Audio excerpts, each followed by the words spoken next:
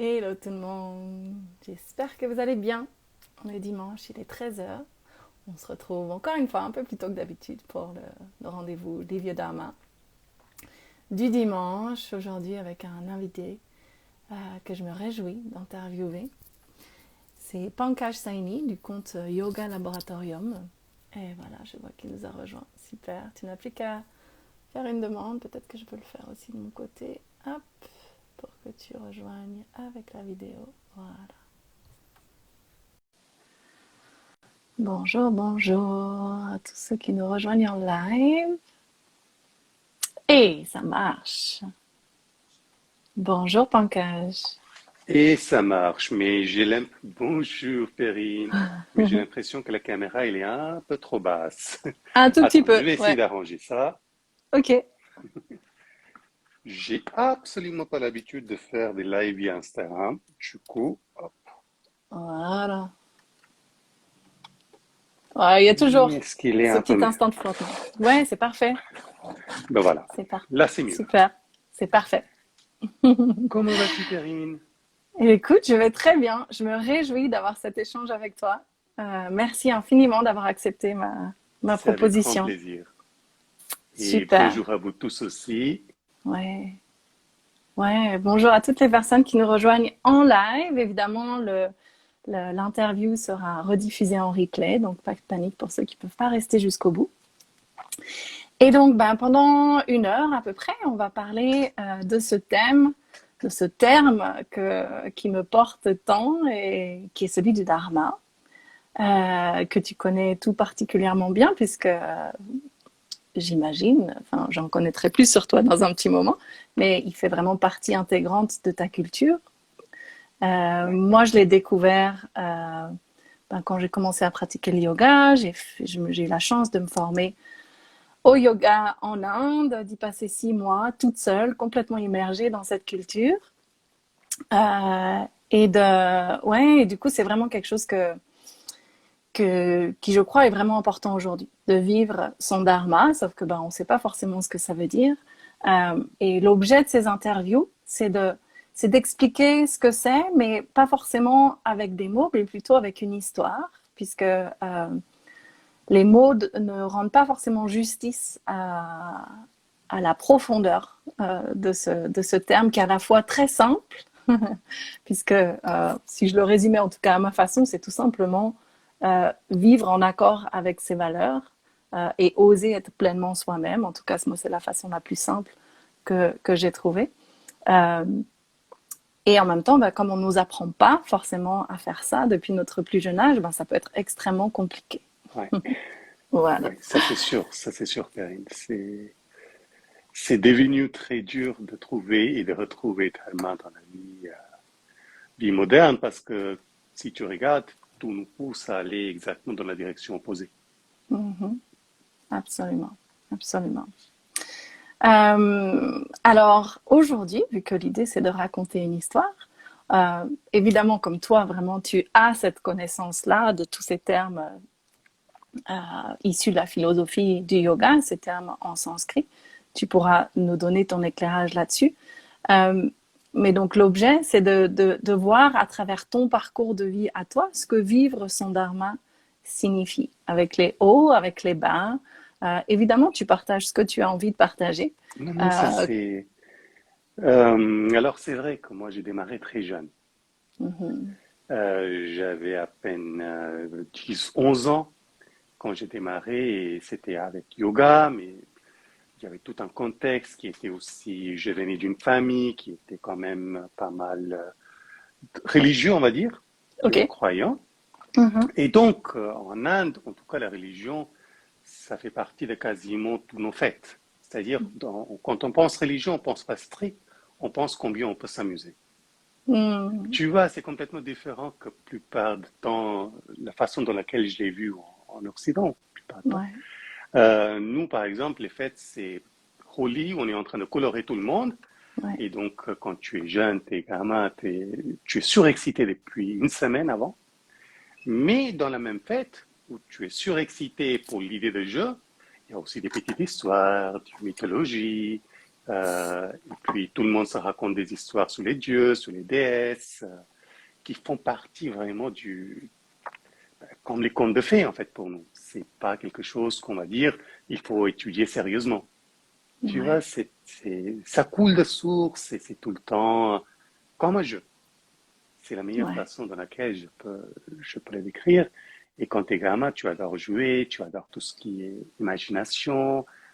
Et chaque fois, pour nous, c'était tellement intégré depuis la jeunesse que quand j'ai commencé avec yoga, et dans mon apprentissage, c'était pas juste les posturales, c'était vraiment à l'ancien. C'est-à-dire, il y avait toujours la philosophie, il y avait toujours tout l'aspect de yoga qui était présent, ce qui faisait qu'on étudiait aussi qu'est-ce que voulaient dire ces termes, mais certains de ces termes, on disait, mais j'avais jamais capté ça, parce mm, qu'on les connaissait, mais la façon dans laquelle on nous enseignait, c'était exactement l'inverse de ça qu'on avait capté.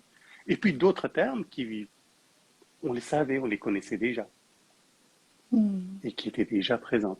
Donc c'est vrai que parler de vivre sans dharma, je peux imaginer, mais je ne peux pas vraiment parler d'une expérience qui me fera dire que j'ai vécu comme ça pour une certaine période et donc j'ai pas suivi vraiment les hauts et les bas qui viennent quand on n'est pas connecté avec Dharma. mm. Mais cela étant dit, si on reprend qu'est-ce que c'est Dharma, tu as raison, c'est à la fois très simple. Parce que le mot, il vient de la racine tre, qui veut simplement dire soutenir. C'est juste ça. C'est tenir, soutenir. Ce qui soutient, c'est Dharma. Mais soutient quoi et comment, c'est toute la complexité qui est présente. Souvent, on va la traduire comme des lois, même maintenant en Inde. Je ne sais pas si tu es allé récemment, mais en Inde en ce moment, Dharma, c'est pas très Dharma. Mm, C'est devenu un peu la bagarre, une source de bagarre, une source de la haine aussi. mm, Et c'est fortement dommage parce que c'est pas du tout la voie de Dharma. mm. Donc maintenant, on le traduit toujours comme les lois qu'il faut suivre, il ne faut pas les questionner, un peu comme les commandements, c'est comme ça et c'est pas autrement. Mais c'était pas du tout la façon dans laquelle moi j'avais appris. Et on restait toujours dans les racines des mots. Et donc Dharma, c'était toujours ce qui soutenait le cosmos, ce qui soutenait la société. Et comment on peut soutenir et le cosmos et la société?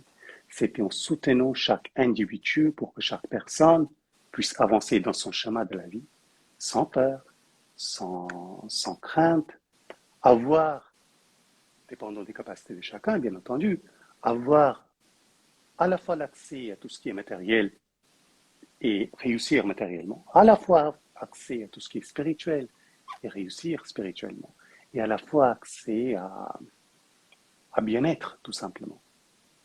C'est-à-dire corps qui est sain, mental qui est sain, on est en paix avec nous-mêmes, donc on est en paix aussi avec les autres, et donc on est aussi en harmonie avec la nature. On ne cherche pas à juste accumuler, accumuler, accumuler, sans penser à ce qui va se passer aux autres.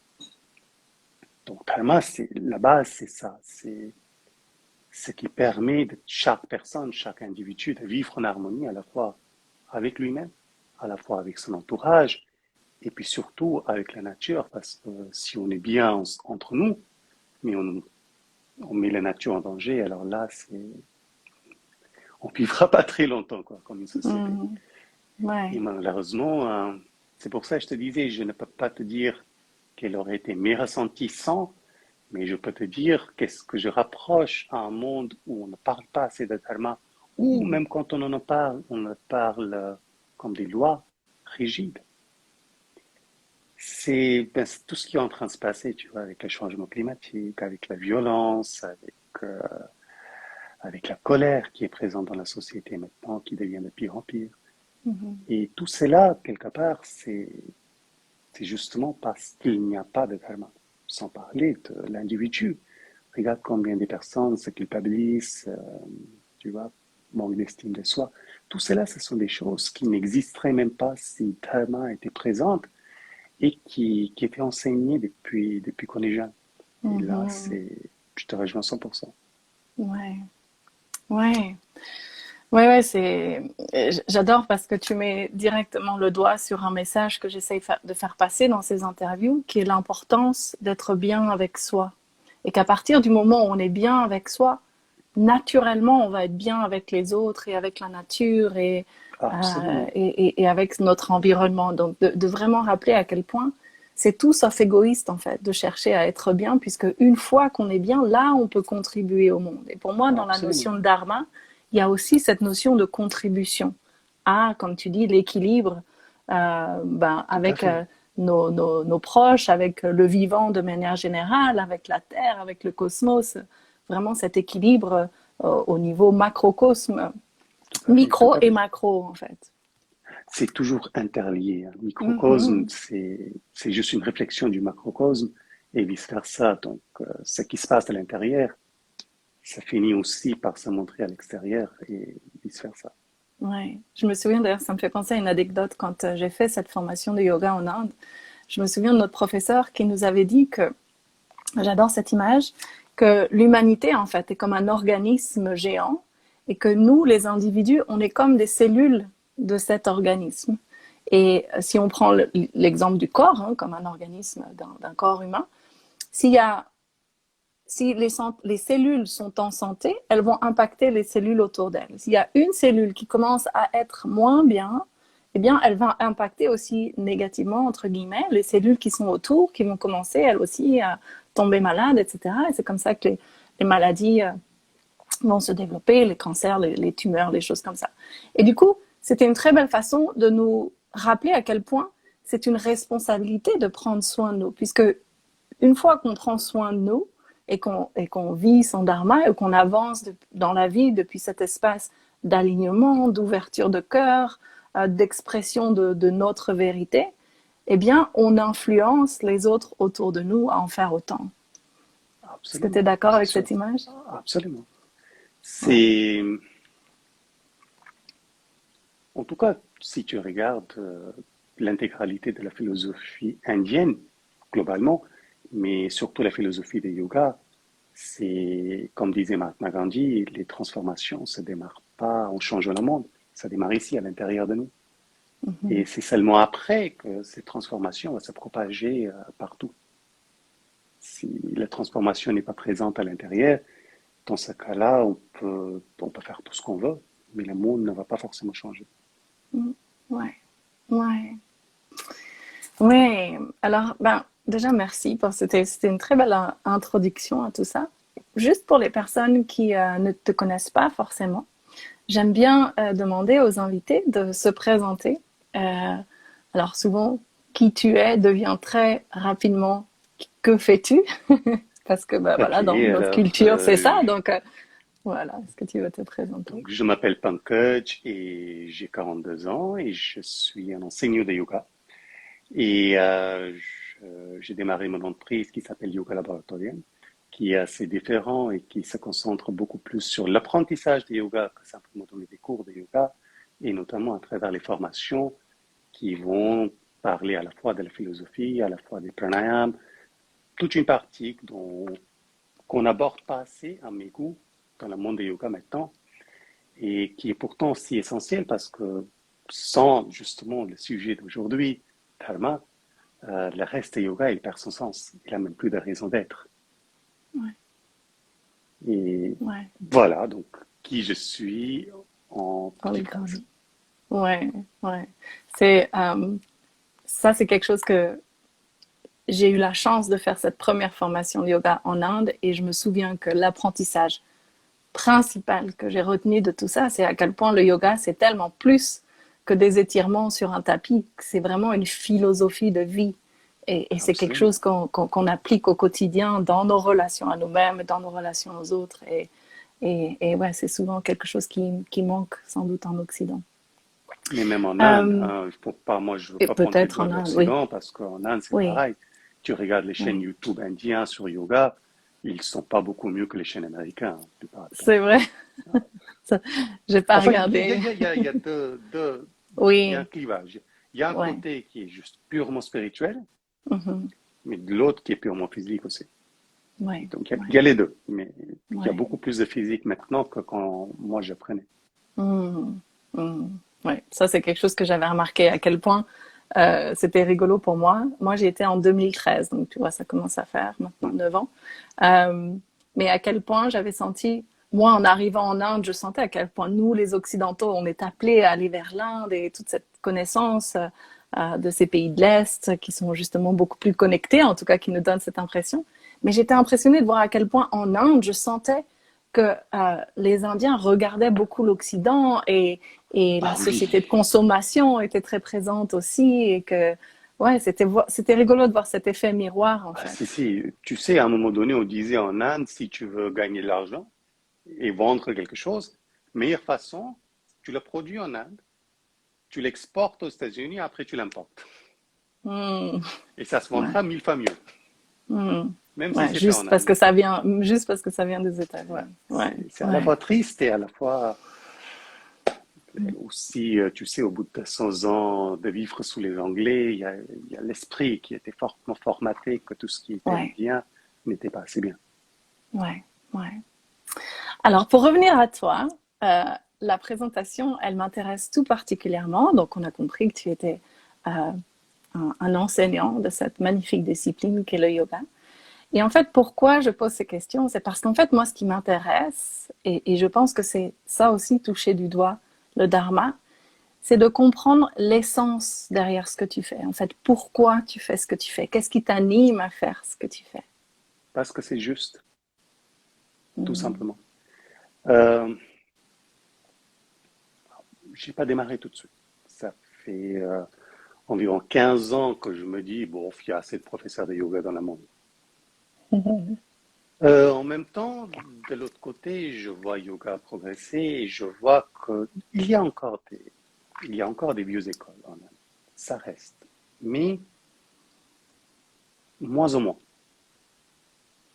Tu vois, à mon époque, quand moi j'ai démarré, c'était pas en grande école, quelque chose comme ça.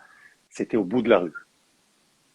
Et ça, c'était C'était en Inde ou c'était en à France déjà? Delhi, à Delhi, À Delhi. en Ok, Inde. Voilà. ok. C'était au bout de la rue. Et c'était facile. C'était facile d'accès, c'était une connaissance qui était juste, qui t'a invité à réfléchir, qui t'a invité aussi à prendre tes propres décisions, qui n'étaient pas qu'on va te bourrer des idées et après on va te laisser de côté. C'était tout l'inverse, c'était vraiment à l'ancienne. Et après, j'ai voyagé et j'ai eu beaucoup de chance de rencontrer d'autres maîtres qui pensaient exactement de la même façon. C'est-à-dire, c'était pas tu poses une question, tu as une réponse, mais beaucoup plus une incitation, une invitation à réflexion.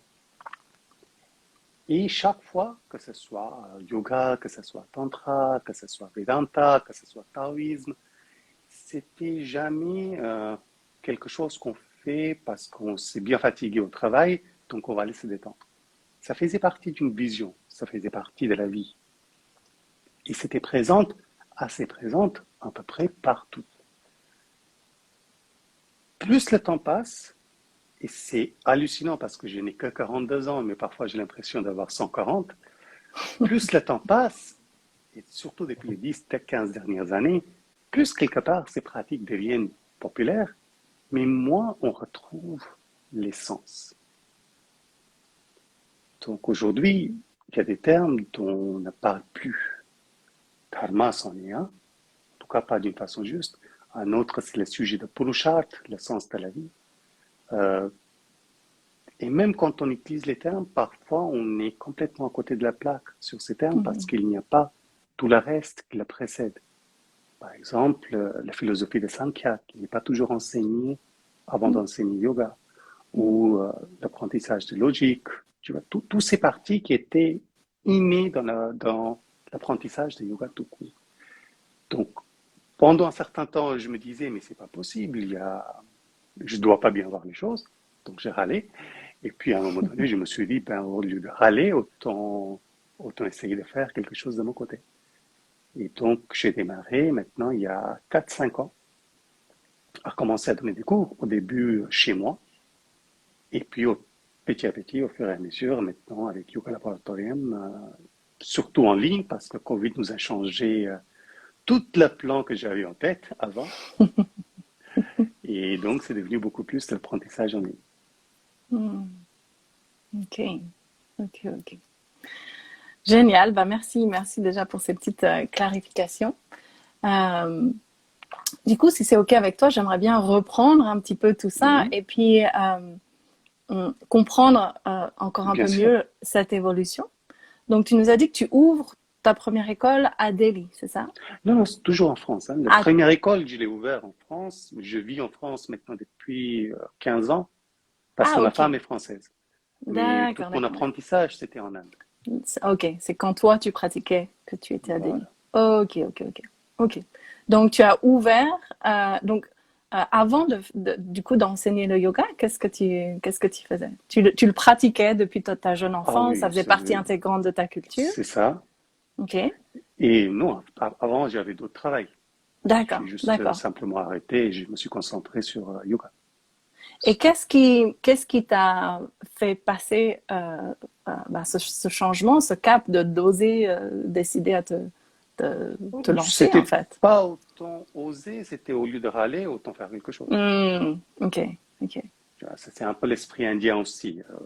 On râle de temps en temps, mais au bout du temps, au lieu de râler, on cherche des solutions. Et la Hmm, meilleure solution ici, en l'occurrence, c'était je partage ce que j'ai eu la chance de recevoir. hmm, ok, ok, ok, ok.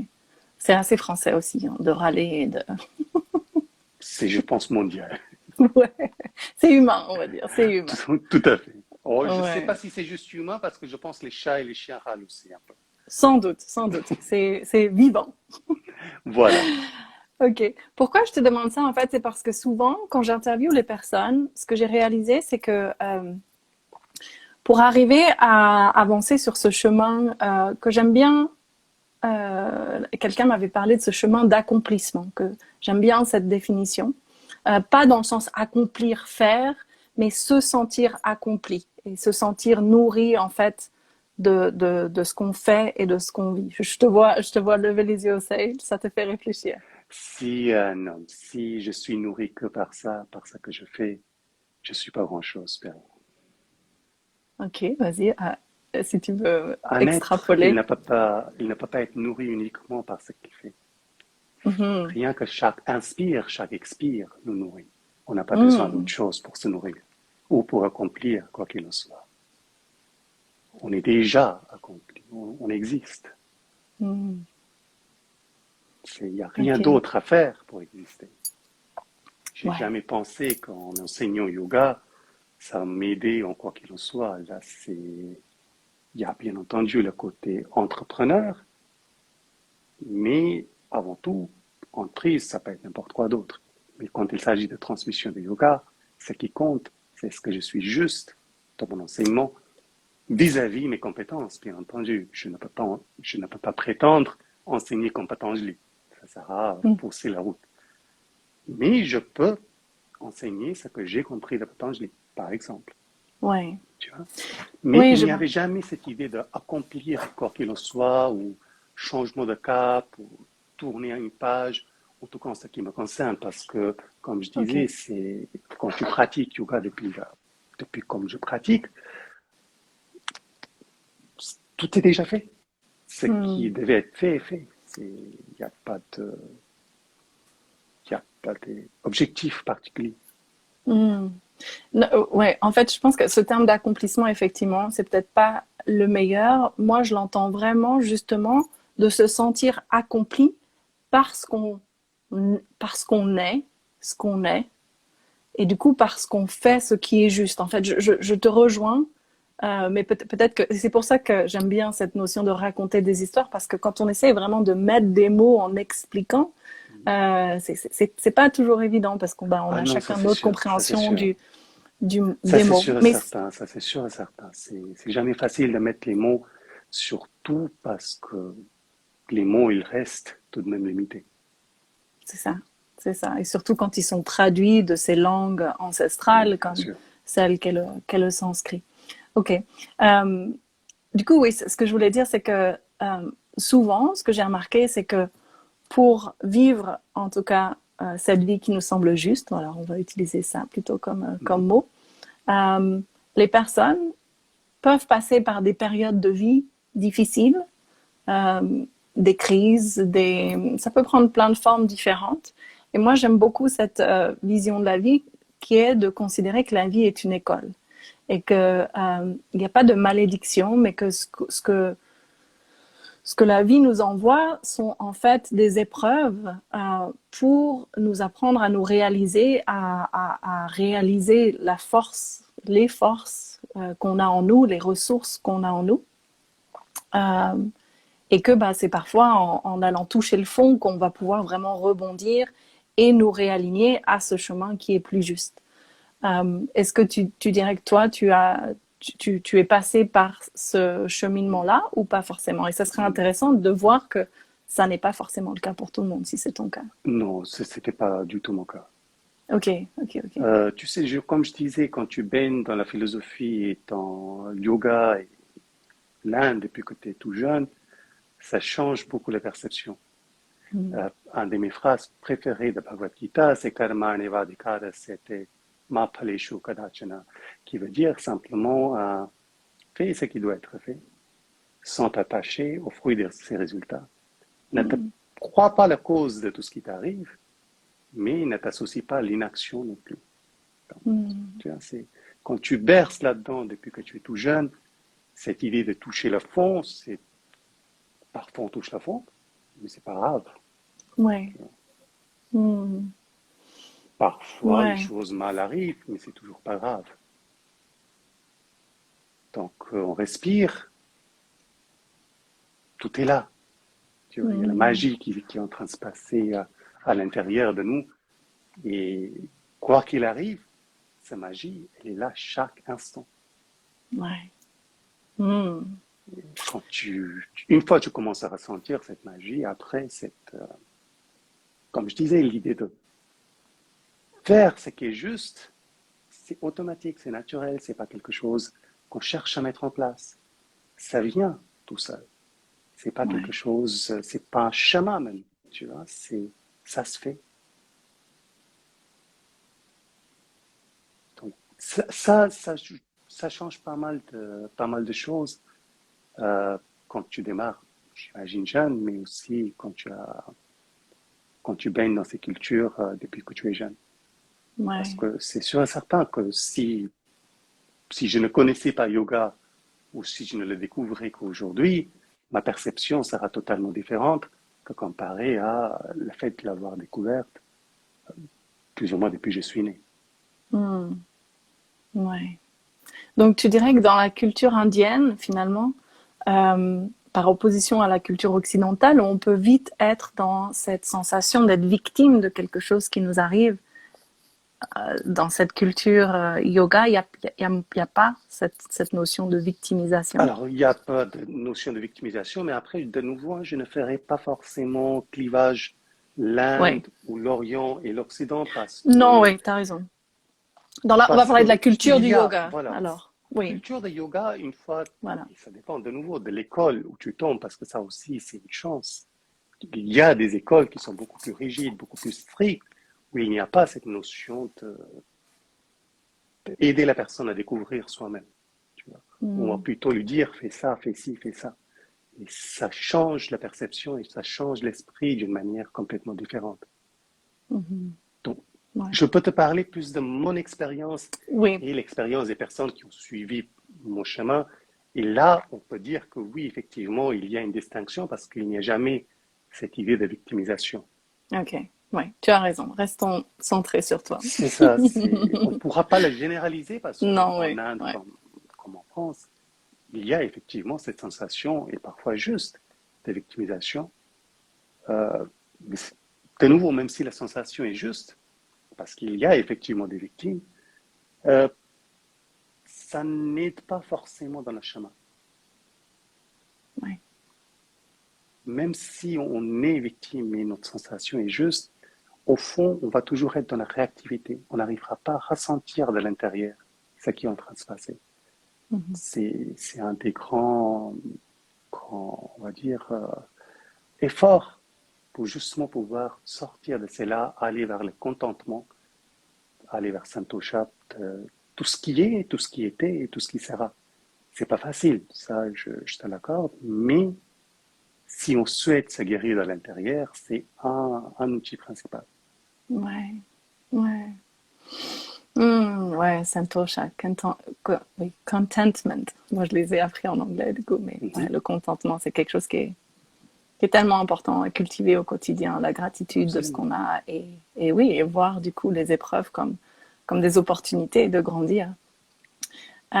J'ai beaucoup aimé cette phrase de la Bhagavad Gita que je serais incapable de répéter, mais qui reprend aussi un message que j'aime beaucoup partager dans ces interviews. C'est celle de faire ce qui est juste. Moi, souvent, je l'exprime en disant être dans une action alignée. Donc, d'être dans Oui, je suis l'action. d'accord. Voilà. Et ensuite, il y a cette notion d'action, mais ensuite cette notion de lâcher prise, qui est, encore une fois, en français, c'est pas forcément la plus belle expression. En anglais, on dit surrender, qui est beaucoup plus beau, en fait. Quelque part, se rendre à, et qui revient à ce que tu disais, ne pas s'attacher aux fruits du résultat de l'action. Et pour moi, la vie, c'est vraiment ça. C'est cette danse entre j'agis sur dans la direction de ce qui me paraît juste, puis je lâche. Et c'est pas moi qui décide. Et c'est là, j'ai adoré aussi que tu amènes ce terme de la magie, puisque je suis convaincue, et pas parce que je crois, mais parce que je l'ai expérimenté, que c'est là où effectivement la magie de la vie opère et que les synchronicités arrivent dans notre vie et que Absolument. c'est juste Absolument, tu as raison. incroyable. Ah oui, ça c'est, je te rejoins 100%. Écoute, rien que titre logique, purement très pragmatique, très cartésienne, regarde, toi tu lances ton affaire, je lance la mienne. On ne peut pas savoir tout ce qui va se passer. Moi, j'ai lancé mon studio. D'abord, il y avait des grèves. Donc, Paris était complètement, pendant un mois et demi, plus rien. Et dès qu'on sort des grèves, il y avait Covid. Mm. Et c'était pas dans mes mains. J'aurais pu faire mon mieux, mieux structurer, travailler 24h/7. Ça n'aurait rien changé. Je ne peux pas contrôler Mm. les grèves et je ne pouvais pas contrôler Covid non plus. Ouais. Rien que d'une manière très cartésienne, qu'est-ce qui est dans nos mains? Ce qu'on peut faire. Ouais. Et parfois, on se croit pouvoir faire beaucoup plus qu'on n'en est capable. Tu vois. Par exemple, rien que on s'est proposé le live, il y avait un sous-entendu que je pourrais venir. C'est toujours pas dans mes mains. Mm-hmm. Mm-hmm. Tu vois. Et si on se dit non, non, il faut que ce soit dans mes mains, quelque part, on cherche à prendre une prise sur quelque chose qui n'est juste pas censé d'être dans nos mains. Et là, Ouais. on s'ajoute un stress déjà. Et puis, surtout, ça nous éloigne de nous, de notre intérieur. On est tout le temps vers l'extérieur. On cherche à Mm. contrôler des choses qui ne sont pas censées être contrôlées, et puis c'est pas grave s'ils ne sont pas de notre contrôle. D'ailleurs, Dharma, c'est une des la raison pour laquelle c'était si important. C'était justement chacun travaillait de l'intérieur, faisait ce qu'il devait être fait, et comme ça, la société, globalement, l'un finissait par aider l'autre. Tu vois. Moi, je m'occupais de ce que je peux faire, et quelqu'un d'autre finissait par s'occuper de ce que je ne pouvais pas faire. Mm-hmm. Et Mm-hmm. automatiquement, les liens se favorisent. Donc, je te rejoins 100%. On attache trop d'importance à résultat de nos actions, quand rien qu'accomplir une action, effectuer une action, c'est de nouveau, hein, c'est juste un plaisir. Tu es là, Ouais. tu as une idée, tu es en train de travailler, il y a d'autres idées qui viennent. Rien que ça, on ne se rend pas compte combien c'est incroyable. On ne s'en rend pas compte parce que tu vois un arbre, il ne peut pas faire ça et pourtant il est tout aussi vivant que nous. Mm. C'est une chance que nous avons. On ne se rend pas Mm. compte combien on est chanceux. Et quand une idée vient, on a une possibilité de la mettre en acte. C'est, je vais de nouveau utiliser le terme magique, mais c'est magique. Ouais. Et quand on commence à ressentir ça, contentement, il vient, je dirais presque naturellement. Surtout que quand tu vis comme ça, pire qui arrive, l'affaire échoue, ou une acte que je fais échoue. C'est pas grave, on fera une autre chose. Mm. Tant que la magie est là, tout se fera. Ouais, ouais, merci de rappeler ce caractère magique et sacré Ouais. et, Pareil, et sacré, c'est un autre mot qu'on pourrait utiliser, tu as raison. ouais, et le mot qui me vient aussi, alors que j'ai senti en Inde, mais j'ai eu la chance aussi de voyager à Bali, et c'est vraiment à Bali que ce terme de révérence envers la vie c'est imposé à moi. Tu vois, il y avait des petites offrandes partout, qu'il y a en Inde aussi, mais là-bas, je me souviens, c'était partout, au À coin Bali, de c'est rue. magnifique. Autant, tu vois, au coin de rue où il y a 1000 motos à la seconde, que au milieu des rizières où il y a personne. Tu as partout ces petites offrandes avec ces fleurs et ce bâton Ah oui. d'encens et un petit biscuit et un petit gâteau et c'est beau. Et j'étais là, mais c'est tellement magnifique cette révérence envers la vie, partout, tout le temps. Ah oui, non, mais Bali, c'est vraiment magnifique. En plus, tu sais, parfois, en Inde, on a oublié toute une partie de l'hindouisme qui est toujours présente à Bali. Mm. C'est des vieux cultures qui étaient à une époque, je pense que ça remonte à plus de 1500, 2000 ans, qui étaient très proches de justement cet hindouisme, qui par la suite, au nord de l'Inde surtout, mais aussi dans l'Inde tout court, a quand même subi plusieurs transformations avec le contact avec les autres cultures, mais qui sont restées protégées dans une île comme Bali, où il n'y avait pas encore beaucoup de personnes qui venaient de l'extérieur. Et donc, Ouais. parfois, tu retrouves des sources à Bali de tout ce qui est culture indienne que tu ne trouves plus parfois en Inde. Et je Mm. suis de ton avis. Hein, en plus, ils ont eu la chance d'avoir un peu de bouddhisme aussi. Tu vois, et pareil, la révérence envers la vie qui est très, très présente. Ouais. Ouais. Et à nouveau, sans vouloir cliver, mais qu'on a sans doute un petit peu oublié dans nos cultures occidentales. La magie, la chance, le caractère sacré et référencieux Ouais, de la vie. Ouais. ouais, ouais. Je pense aussi. On a oublié, mais de nouveau, moi, je ne veux pas cliver Occident-Orient parce que Non. euh, pour une simple raison que je vois en ce moment l'Orient étant bien pire que l'Occident. Mm. Étant indien, je sais combien la vie a changé entre les années 90, Ouais. 2000, et puis maintenant, ça n'a rien à voir. Rien à Mm. voir, Perrine. J'ai l'impression qu'on ne parle même plus des mêmes pays. Ah, wow. Ouais. C'est, tu vois, alors moi, où je vivais avec mes parents, juste à côté, il y avait, je ne vais pas appeler un village parce que c'était juste un terrain où beaucoup de pauvres s'étaient construits leur petite hôte, une petite maison en terre. Dès qu'il pleuvait, les murs partaient. Jamais, jamais, je pouvais passer un matin sans voir des sourires et des rires. Jamais. Tout le monde en train de s'amuser, même si pire arrive. Pas d'électricité, parfois pas de quoi manger. Ou parfois un repas qui est partagé dans toute la famille et c'est un repas par jour. Qu'on dira, c'est même pas assez pour une personne. Pas une journée où il n'y avait pas de sourire. Ça ne veut pas dire qu'il n'y avait pas de souffrance, bien sûr, il y avait la souffrance.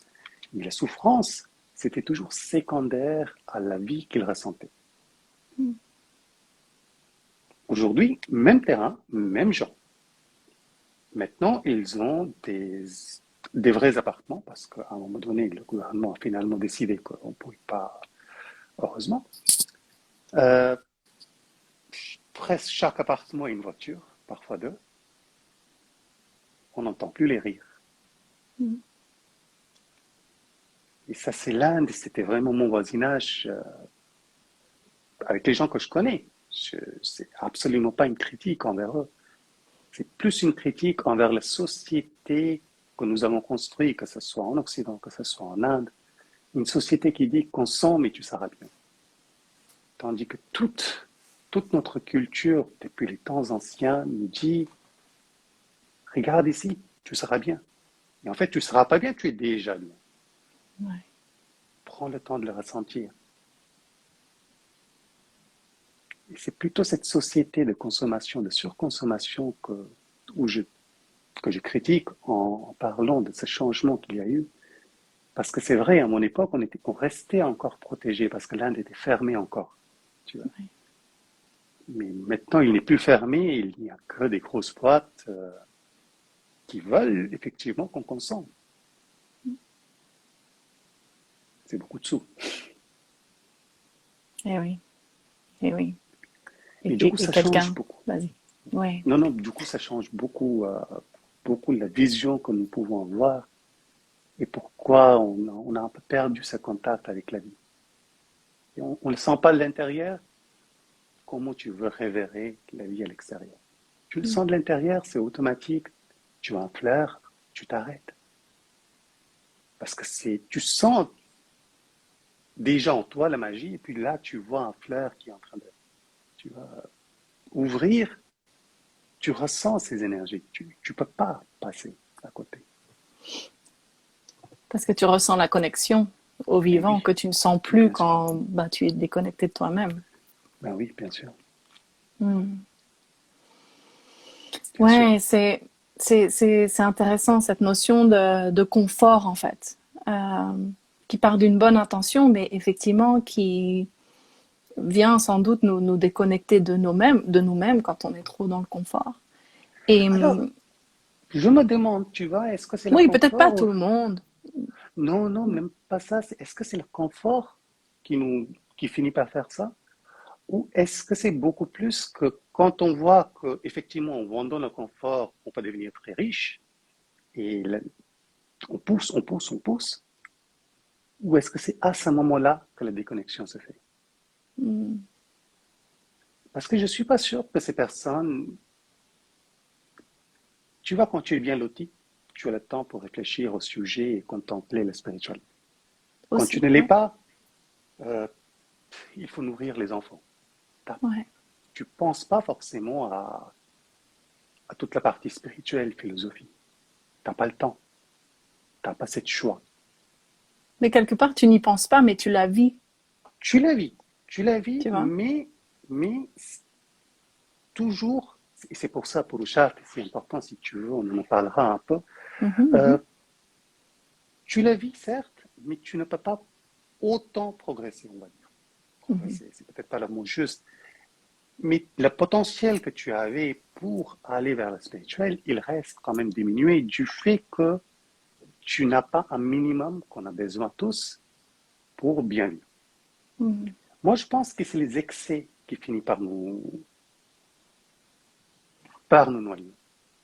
C'est pas autant être bien, moi je trouve, c'est nécessaire parce que ça permet justement d'être un peu plus relaxé, un peu plus détendu, tu vois. C'est quand tu dois vraiment, tu as 4 enfants, parfois ils avaient 10, 12 personnes qui vivaient dans une pièce pas plus grande que ça.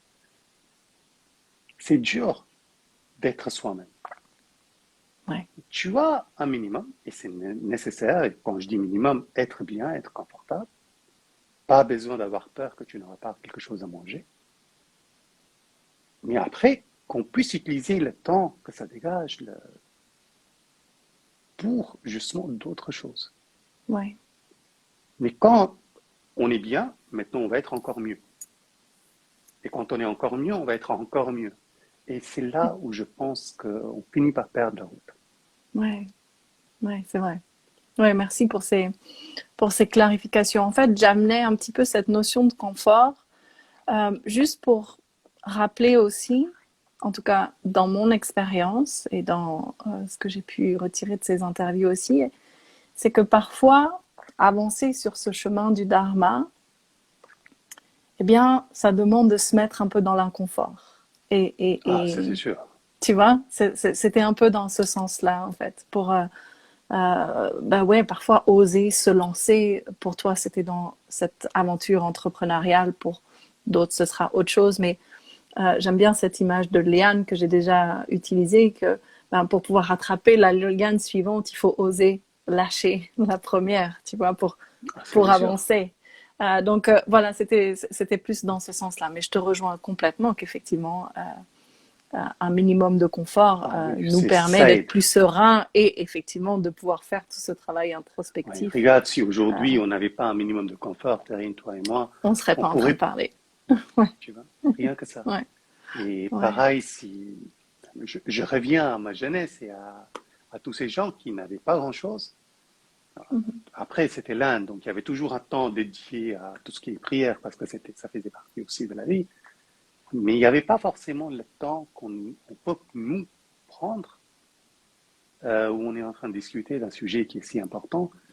Ils n'avaient pas cette option, parce que le matin, tôt, on se lève, on part travailler, parce qu'il faut nourrir les enfants, il faut nourrir la famille.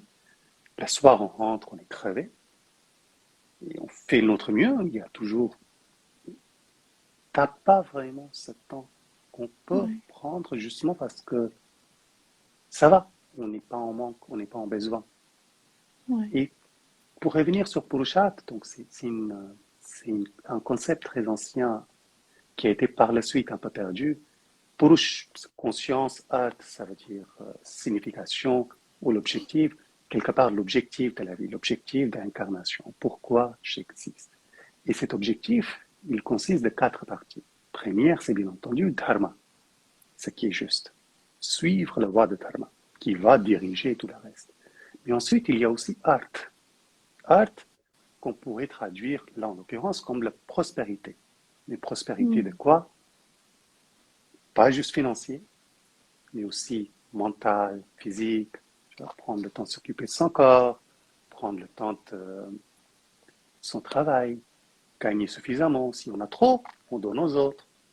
Si on n'en a pas assez, les autres nous aident, tu vois. De nouveau interconnectés.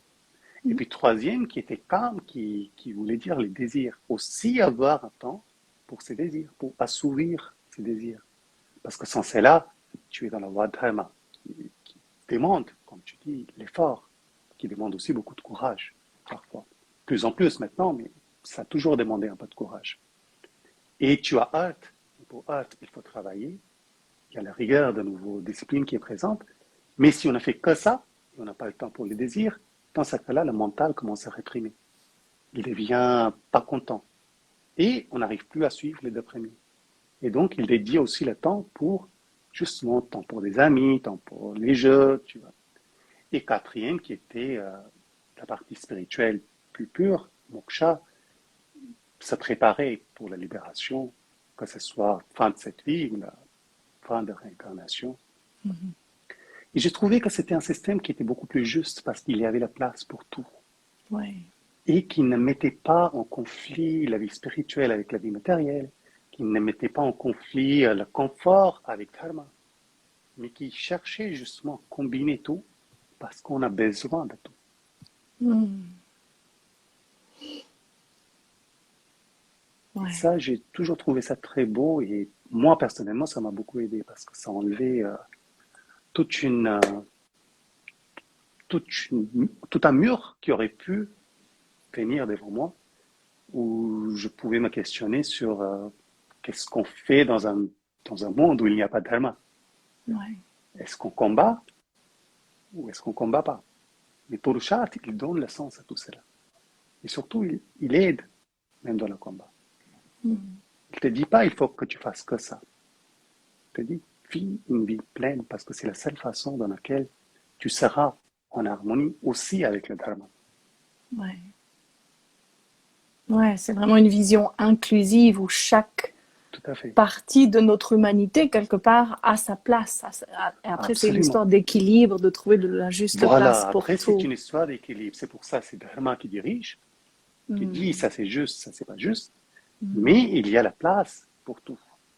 Ouais. Et c'est important parce que si on ne fait qu'une chose, il y a toujours, tu vois, au bout de temps, une frustration qui finit par s'installer. Ouais. Ouais.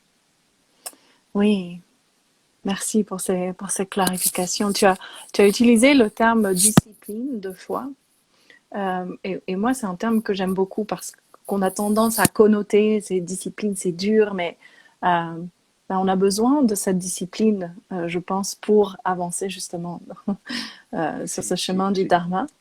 Je ne sais pas si tu connais cette personne avec qui je me suis formée notamment, qui s'appelle Sahara Rose, une américaine qui a écrit des livres sur l'Ayurveda notamment, et avec qui je me suis formée sur tout ce coaching, cet accompagnement autour du Dharma.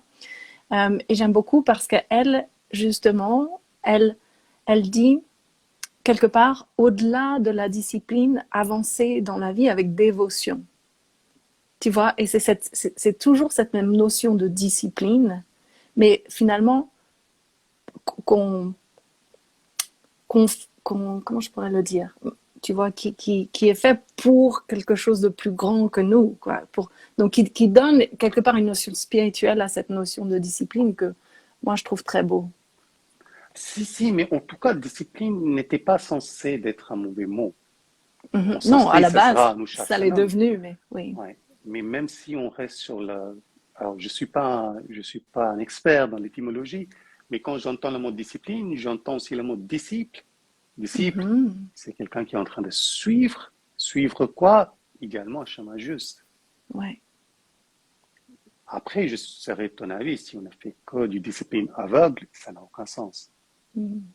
Mais une fois on a capté, bon, par exemple, travail corporel, tu vois, tu t'occupes de ton corps. Ça demande la discipline. Mhm. Tout ce qui est concentration, ça demande aussi un peu de discipline. Mhm. Vivre d'une manière juste, ça va aussi demander de la discipline. Mhm. Mais ce n'est pas une discipline qui est censée être restrictive. Ce n'est pas une Ouais. discipline qui est censée nous contraindre. Au contraire, il est censé de nous donner une direction. Ouais. Et Ouais. comme je disais, à côté, il y a aussi le temps pour s'amuser. Mhm. Tu vois, en Purushat, il y a le temps pour s'amuser, il y a le temps pour compréhension. Parce qu'une des choses qu'on m'avait enseigné, qui m'avait beaucoup aidé, et qui fait partie d'ailleurs de toutes les formations, c'était l'importance de comprendre. Pas comprendre ici juste, comprendre ici aussi. Mhm. L'importance de capter ce qu'on fait, ce qu'on est censé faire, ou ce qu'on nous demande de faire. Par exemple, on m'a jamais dit fais tes postures physiques parce que je te dis de le faire. On m'a expliqué à quoi ils servaient, pourquoi on les faisait. Au début, c'est resté ici. Plus j'ai pratiqué, plus ça commençait à intérioriser, mieux capter. Plus j'ai étudié d'autres aspects de la philosophie, plus il a commencé à avoir encore plus de sens. Mais un sens qui venait d'ici, du coup, qui ne venait plus d'ici. Et ça change tout. Parce que, oui, il y a la discipline, mais je ne me sens jamais que je dois me forcer. Ouais. Ouais. Si un jour je sens que j'ai une montée d'énergie, c'est pas la fin du monde. Je fais moins.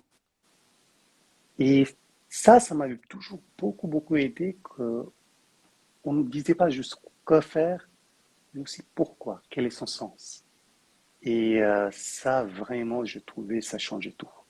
Mhm. Parce que du coup, tu n'étais pas en train de suivre quelqu'un aveuglément, tu suivais une routine, tu suivais une discipline, mais tu le suivais avec compréhension et du coup, ça ne demandait pas d'effort, ou pas autant d'efforts que ça aurait demandé si un jour on a un peu de coup de blues et tu dis, j'ai pas envie de faire mes postures, mais tu te forces quand même parce qu'on t'a dit, il faut faire les postures tous les jours. De nouveau, il y a des frustrations et une colère qui revient. Ouais. Et tu perds cette connexion à toi et ce Tout qui est à juste fait, tout pour à fait, toi dans l'instant T. tout à Mais fait. cette discipline est ce qui te permet d'avancer euh, et, euh, et du coup d'aller plus loin dans la pratique et de comprendre les choses, Bien sûr, d'intégrer quelque part, d'incarner la bien sûr, compréhension des choses plutôt que juste de la mentaliser.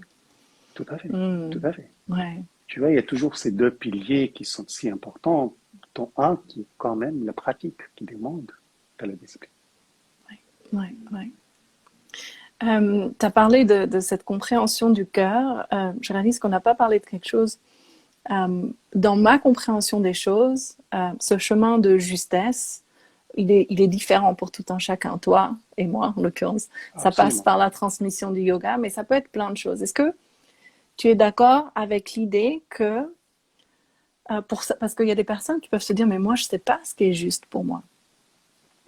Est-ce que tu es d'accord avec l'idée que les choses qui attisent notre curiosité, qui nous mettent en joie, qui, en tout cas, qui créent cette ouverture de cœur et qui nous appellent, qui nous animent quelque part, sont des petits, comme des, tu sais, l'histoire du petit pousset qui a mis ses petits cailloux, sont ces petits cailloux qu'on peut suivre pour nous aider à avancer sur ce chemin de justesse. Est-ce que tu vois ça comme ça aussi?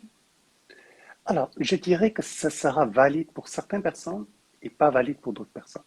Ok. Pour certaines personnes, effectivement, ce que tu dis est tout à fait juste, euh, mais pour une autre personne, ça peut carrément l'amener loin du chemin de la justesse. Ah. Regarde, si on prend un exemple, on va prendre un exemple de tout le monde, à quelqu'un qu'on aime tous critiquer, Mark Zuckerberg, qui est du coup maintenant le propriétaire d'Instagram sur lequel on est en train de discuter. Tout à fait. Je ne pense pas que ce soit quelqu'un qui n'est pas en train d'écouter ce qui lui fait plaisir. Je ne suis pas sûr quand je le vois parler. Mm-hmm. Il est en train de suivre le chemin. Regarde tout ce que ses actes ont fait par la suite. Mm-hmm. C'est pas très juste. On n'est pas tout à fait dans le dharma. Ouais. Ouais. Pourquoi? Pour certaines personnes, tu as 100% raison. Tu vois, quand on sent qu'il y a une fermeture qui est venue et que le cœur, il a besoin, là, le cœur va nous parler. Il va nous dire non, fais ça, essaye ça. Et là, il faut l'écouter. Je suis 100% ton avis. Après, il y a une méthode très facile pour être dans la voie de justesse. C'est yoga. Toute son complexité, en fait. Tu vas prendre le temps de s'occuper de son corps. Prendre le temps aussi de méditer, prendre le temps de respirer, ressentir. Et là, Perrine, je serai ton ami. Pour une personne qui fait cela, lui, il te guidera. Parce qu'il y aura le discernement qui va se développer. Il y aura la clarté d'esprit qui va se développer. Tu commences à être en contact, rien qu'un simple exercice de respiration, et tu commences à sentir ce souffle qui monte en toi. Et là, automatiquement, tu commences à être en connexion avec ce qui est juste. Qui peut changer, qui va changer au fur et à mesure. Plus tu vas avancer dans le chemin, plus ce qui te paraissait juste avant va changer. Et c'est pas grave, ça c'est normal. Mais à ce moment-là, je serai 100% de ton avis que là, le cœur parle. Je dis cœur, mais c'est pas que le cœur, tu sais, dans la métaphysique indienne, c'est aussi le siège de la conscience. C'est aussi le Mm-hmm. siège du mental. C'est pour ça que cette partie est si importante. Ouais. Et là, oui. Là, je serai Ok. 100% de ton avis. Ce que Je dis tu nous yoga, mais expliques. ça peut être taoïsme, ça peut être n'importe quoi. Même sens aussi. C'est être Mm. posé, être bien, Ouais. être en connexion avec soi-même. Et là, le cœur guide. Ça m'évoque en fait, et je vais te l'expliquer avec mes mots à moi, tu me diras si c'est pas ça, mais ça me fait penser à l'Ayurveda, tu sais, le fait qu'on a tous des doshas ou une nature première, mais de par notre contexte, notre alimentation, notre hygiène de vie, on va s'éloigner de, alors je sais plus du coup, Prakriti, bref, mais la Prakriti, nature c'est la première, nature. ouais. Voilà. Et Vikruti, c'est la nature qui est aggravée ou qui nous a éloignés de notre nature première. Voilà. Et je me souviens de cette explication où on m'avait dit, en fait, si tu es aligné avec ta nature première, tu vas spontanément être attiré par ce qui est bon pour toi. Tout à fait. Et Tout à à fait. l'inverse, si tu es désaligné et que tu écoutes ce vers quoi ton corps, quelque part, ou ce qui t'attire, eh bien, vu que tu es désaligné, tu vas avoir tendance à aller chercher encore plus de choses qui vont continuer cette. Donc, en fait, ce que tu dis, c'est que d'avant de suivre l'élan, c'est important d'abord de se réaligner et ensuite, là, on suit. C'est ça? Voilà, tout à fait. Ok, Tout à ok, fait. ok. Tout à fait. C'est Hmm, exactement ça. ok. Et la deuxième chose que ça m'évoque, que je dis souvent, c'est que la pratique du yoga, pour moi, a été un véritable apprentissage d'écouter justement mon corps et mon cœur, on va dire. Et que plutôt que de prendre des décisions depuis ma tête, depuis mon mental qui me dit ça, c'est la bonne direction, c'est ça, parce que voilà, ça c'est le bon job à prendre. Le yoga m'a permis d'apprendre quand ma tête disait quelque chose et mon corps disait l'inverse. Tu sais, sur le papier, ça paraît super et j'ai tout mon corps qui se rétracte à l'intérieur. Bon, le yoga m'a appris à sentir parce que c'est très subtil en fait cette sensation de rétractation. Ah oui, c'est sûr. Ou à l'inverse, quelque chose, ta tête te dit non, non, non, on n'y va pas, c'est dangereux, c'est pas si. Et j'ai tout mon corps qui s'ouvre, tu sais, qui va vers l'avant comme ça. Et alors donc justement, non, c'est pas tout, c'est pas un grand mouvement, c'est juste à l'intérieur, quelque chose qui s'ouvre et qui te dit vas-y. Et pour moi, la pratique du yoga et la philosophie de vie qu'est le yoga m'a vraiment appris à écouter ça. Et c'est juste magique quand on arrive à suivre ça et du coup, c'est ça qui nous aide à poser cette action, même si elle fait peur, même si elle nous demande plein de courage, et de lâcher prise sur ce qui va se passer et de permettre à la magie d'opérer. Absolument. Ah oui, je suis vraiment là, je te rejoins à 100% parce que, de nouveau, je disais yoga, ça peut aussi être taoïsme, ça peut aussi être Vedanta. Il y a 1000 voix, mais ils se rejoignent tous. Ouais. Ils sont tous en train de dire la même chose. Bouddhisme, christianisme, tous, ils nous enseignent la même chose. De revenir à l'intérieur Ici, et à l'écoute. que Ouais. tout est déjà là en fait. Ouais. Parfois, il faut effectivement faire un chemin pour y arriver, mais tout est déjà là. Pour yoga, je dirais, il n'y a rien à apprendre. C'est beaucoup plus laisser dévoiler la connaissance qui est déjà présente. Désapprendre presque. Presque désapprendre. Quelque part, casser les murs qu'on nous a imposés ou on s'est imposés pour justement que la lumière elle puisse rayonner. La lumière, elle est déjà là, il y a rien de nouveau. Ouais. Et dans Bhagavad Gita aussi, de nouveau vers la fin, Arjuna dit, maintenant je me souviens. Donc, Shri Krishna lui parle un pavé pendant des heures et des heures. À la fin, il ne dit pas j'ai appris quelque chose de nouveau. Il dit maintenant je me souviens. C'était déjà là. Et c'est pareil, yoga, taoïsme, c'est déjà là. Tu le dis si bien. Il faut juste être sensible, à écouter, à être présent. Ouais. Et c'est pour ça que je te rejoins quand tu disais Dharma, c'est super simple, parce qu'elle est déjà là. Ouais. Elle est déjà là. Wow, génial, merci. C'était passionnant. Ça fait déjà plus d'une heure qu'on parle. Merci Mais infiniment écoute, pour ça tout. s'est passé vite. Hein. Toujours, ça passe toujours très vite. Parce que c'est tellement, ouais, c'est tellement passionnant tous ces sujets et ouais, vraiment un grand merci. Je vois qu'il y a quelques questions qui défilent. C'est vrai que pendant ces lives, j'essaie vraiment de rester concentrée sur la conversation. Euh, de mon côté, ça me dérange absolument pas qu'on me contacte pour me poser des questions. Est-ce que c'est OK pour toi aussi qu'on t'envoie des Absolument, messages? OK. absolument. Donc voilà, n'hésitez pas à nous contacter. Est-ce que pour terminer, tu voudrais, souvent je demande un conseil, mais tu en as déjà donné plein en fait, donc peut-être terminer plutôt avec ton actualité du moment, et je sais notamment que tu as une nouvelle formation qui commence sur Qui tout s'appelle, cet aspect c'est ça, philosophie du qui yoga. s'appelle Yoga Darshan. Donc Darshan, qui est souvent traduit comme la philosophie du yoga, mais c'est tellement plus que ça. C'est à la fois, bien entendu, apprendre la philosophie, mais c'est aussi son application. C'est aussi comprendre de l'intérieur pourquoi je pense comme je pense, pourquoi je fais ce que je fais. Et surtout, la partie la plus essentielle pour combiner tout cela, qui est la méditation. Donc, c'est une formation qui se concentre sur cela et qui va Mm. démarrer le 11 juin.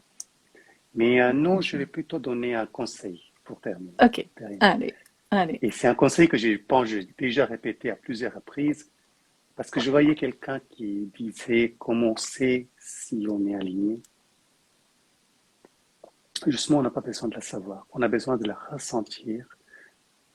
Et c'est super, super simple. Juste prendre le temps d'être conscient du souffle. Observer le souffle sans le juger. Parfois, on respire super bien, parfois on respire mal, c'est pas grave. Mais juste commencer à écouter le souffle et le souffle nous dira tout ce qu'on a besoin de savoir. Mm. En tout cas, vraiment, merci beaucoup, Perrine, et merci à vous tous qui nous ont rejoints. Merci à toi. C'était très, très intéressant, et déjà, rien que pour le fait que tu parles de Dharma qui est devenu si peu connu, vraiment, un grand merci. Merci à toi, merci infiniment. Et j'aime tellement ce dernier conseil qui est à la fois tellement simple. Respirer, on respire tous, mais voilà, on oublie d'être à l'écoute de ça. Donc vraiment Tout à fait. un grand merci. Oui, je vois qu'on demande s'il y aura un replay. Oui, bien sûr, je vais mettre le replay. Et Perrine, si tu permets, on la mettra aussi sur Bien notre sûr. compte. Enfin, je te laisse enregistrer parce que j'ai aucune idée Oui, comment on enregistre cela. oui, Et oui, oui. après, je te demanderai. Oui, bien sûr. Je t'enverrai le fichier vidéo et puis souvent j'ai un petit compte YouTube aussi où je mets tous les enregistrements. Donc ça sera là-bas aussi. Je Ça t'enverrai marche. le lien si ça peut t'intéresser.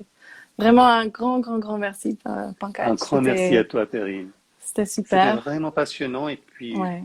de nouveau, je remercie beaucoup que tu en parles du Dharma. C'est un sujet qu'on a besoin. Mm. Ouais, merci. Merci beaucoup. Merci. Un très beau dimanche. Je sais que tu as une formation ce soir. Belle formation. Et puis, ben, j'espère qu'il Merci, Perrine. y aura beaucoup d'étudiants pour cette nouvelle formation également sur le Darshan. Merci beaucoup. À très Belle bientôt. journée, tout le monde. Belle journée à tous. Au revoir.